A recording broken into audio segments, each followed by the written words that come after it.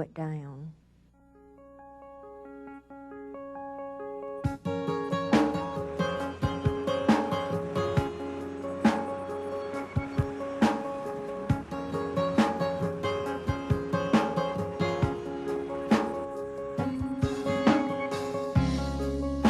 Just about anyone you know has friends who have lost friends to reckless driving. And they're not just statistics.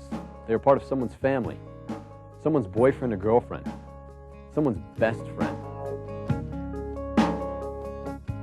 Patrick was behind another car, and the car punched it around a turn, and Patrick tried to take the corner, and he saw a bus coming, and when he tried to swerve back into the lane, he lost control and hit a tree.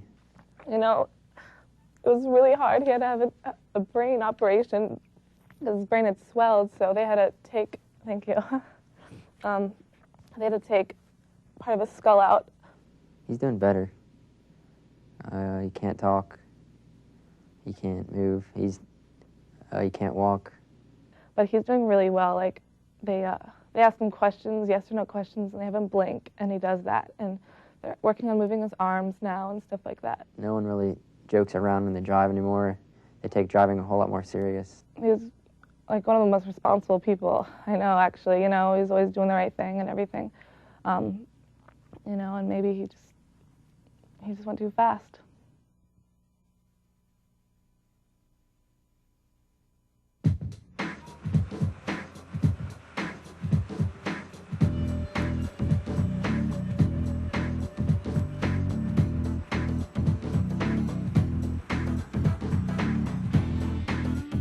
What do you think about teen driving? They were pretty reckless. We like to talk on our cell phones and fiddle with the radio and put on makeup even. I got like a brand new truck for my 16th birthday, and about 3 months after I had it, I got a head-on wreck with a Dodge Ram, totaled the truck.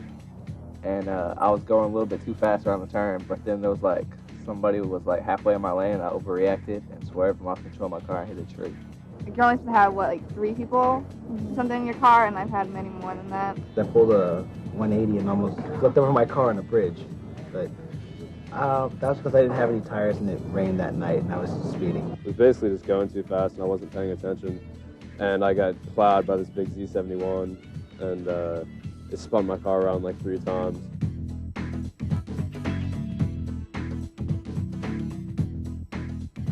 You know, we were getting ready to go to homecoming that next week, and everything was fine. We were all going to football games and having fun.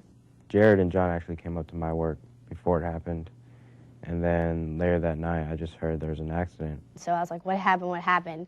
And she told me the story of how, you know, he was in a car with Jared and they were racing and they hit a wall and they died. The whole fantasy of having a car and how much fun it is, and I think kids get lost in that. I mean, I think everybody was in shock. They wouldn't think it would happen because you hear this stuff all the time on the news, but you wouldn't think it would happen to us. I have a picture of John by my bed. There's not a day when I'm not like, good night, John. You know, but I just wish that I could like tell him in person instead of like a picture on my bed.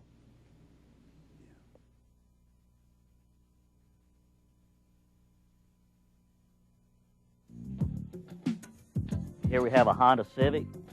Young driver driving this vehicle has a donut tire on the rear, too fast for conditions, rainy weather, come up on a stopped SUV, rear end it, and you see what an SUV will do to a Honda.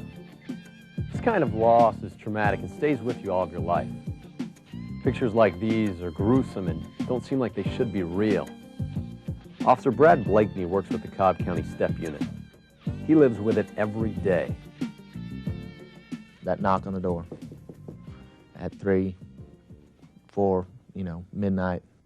Maybe at first they're thinking, what's my child gotten into now? When you make a notification, at first it is disbelief. I've had people say, you're kidding, right? No, I'm not kidding. I wouldn't come to your house at 3 o'clock in the morning and tell you that your teenager's been killed in a wreck. I've had people calm, cry, of course, but calm. I've had people completely lose it, screaming, go outside and scream. break stuff in the house, punch walls. I feel like crawling into a hole at that point in time, because here I am. The last thing that they're going to know of their child is my face coming to their door and telling them that their child's been killed in a wreck.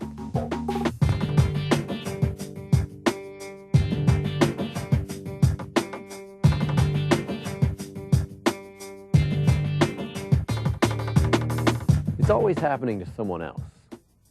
We see it on the news, but we never think it will be us. It's incomprehensible. We can't imagine being hurt this way. But when it does happen, and it happens every day, it will stay with you forever.